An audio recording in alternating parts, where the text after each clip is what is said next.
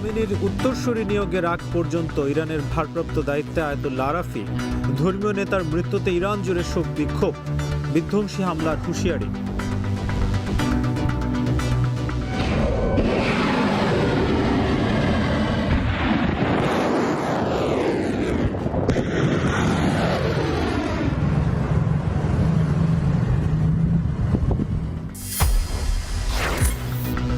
দোহা, Dubai, Abu Dhabi ছাড়া বাকি সব রুটে চলছে বিমানের ফ্লাইট।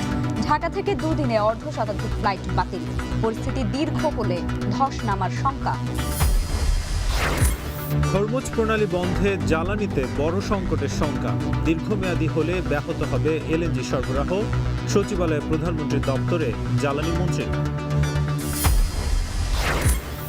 ভূমিকম্প পরিস্থিতি নিয়ন্ত্রণে ঢাকায় 1 লাখ স্বেচ্ছাসেবী প্রস্তুত রাখার নির্দেশ প্রধানমন্ত্রীর। প্রাথমিকভাবে আশ্রয়ের জন্য খেলার মাঠ ও স্কুল চিহ্নিতের পরামর্শ।